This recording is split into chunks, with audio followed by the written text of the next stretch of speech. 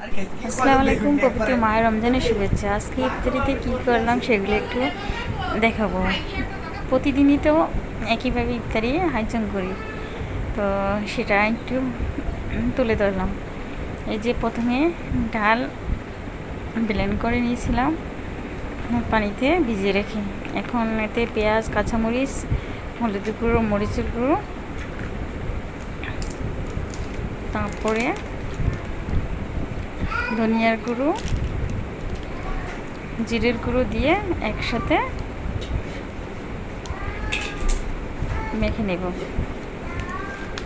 মশলা দিলে পেঁয়াজটা খুব ভালো খেতে লাগে, এটা ভালো ঘ্রাণ আসে। মশলা দিয়ে পেঁয়াজটা বানালে ভালো হয়, তাই এই সবগুলো মশলা আমি দিয়ে দিচ্ছি। দিয়ে ভালোভাবে সবগুলো একসাথে মিশিয়ে নেব। এখন আমি হাত দিয়ে ভালোভাবে একত্রে সবগুলো মিশিয়ে নিতেছি। ভালোভাবে মেখে নিব।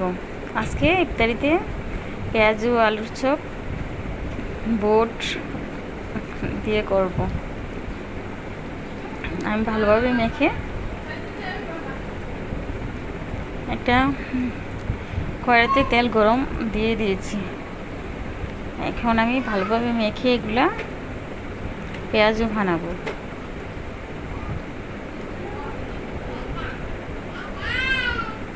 এখন তেল গরম হয়ে গেছে কড়াইয়ে, এখন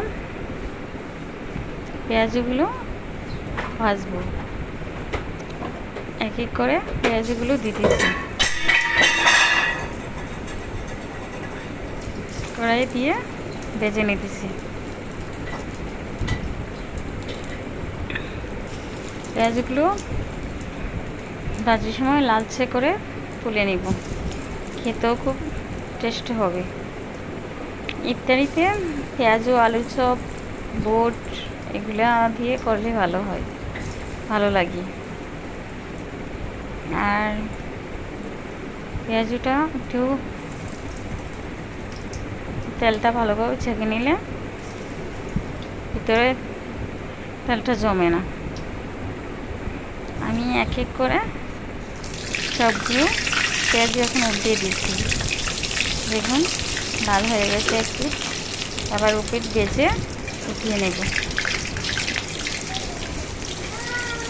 সবগুলো একটু লাল করে ভেজে নিচ্ছি। আমি এভাবে সবগুলো পেঁয়াজও ভেজে নেব। এবার দেখুন আমি সবগুলো পেঁয়াজও ভেজে নিয়েছি লালচে করে, খুব সুন্দর করে। এখন আলুর চপ বানাবো। আলু আগে থেকে সিদ্ধ করে নিয়েছিলাম। এখন পেঁয়াজ, কাঁচামরিচ, লবণ দিয়ে আলুটাকে ভালোভাবে মেখে নেব। পরিমাণ মতো লবণ দিয়ে আলুটাকে ভালোভাবে মিক্স করে নিচ্ছি। এভাবে ভালো করে মেখে নিলে ভালো হয়। মেখে নিয়ে ছোটো ছোটো ডো করে নিব। দেখুন চপ তৈরির জন্য আলুটা আমি ছোটো করে ডো করে নিচ্ছি। এখন এগুলা বেসনে চুবিয়ে ভেজে নেব। বেসন একটু হলুদ দিয়ে, লবণ দিয়ে গুলিয়ে এখন এগুলাতে আলুর চপগুলো ভেজে নিচ্ছি। তেল গরম হয়ে গেছে, এখন আমি এক এক করে আলুর চপ দিয়ে দেব। এভাবে বেসনে চুবিয়ে আলুর চপগুলো তৈরি করে নিচ্ছি।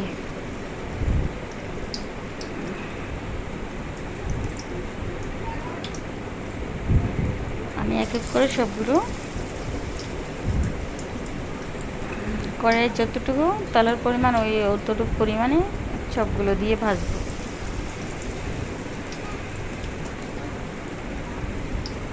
আমি এভাবে একের পর এক সবগুলো আলুর চপ তৈরি করে নেব। এক পিঠ হয়ে গেছে আলুর চপ, আবার উপরে উল্টিয়ে দেব। আবার দেখুন উল্টিয়ে দিচ্ছি। উল্টিয়ে এগুলোকে একটু আলাদা করে নিয়ে নিচ্ছি। আলাদা করে ভেঙে এভাবে দিয়ে দিচ্ছি।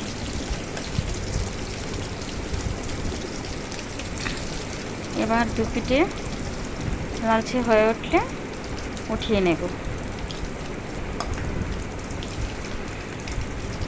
কয়েক মিনিট ভাজার পরে আমার আলুর চপগুলো তৈরি হয়ে গেছে, লালচে হয়ে উঠছে আর ভাজাও হয়ে গেছে।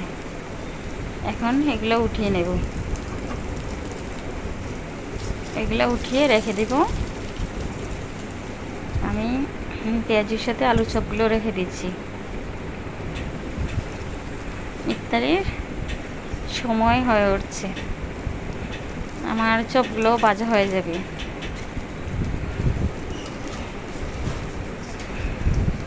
এভাবে আলু চপ বানালে খেতে অনেকটা টেস্ট হয়।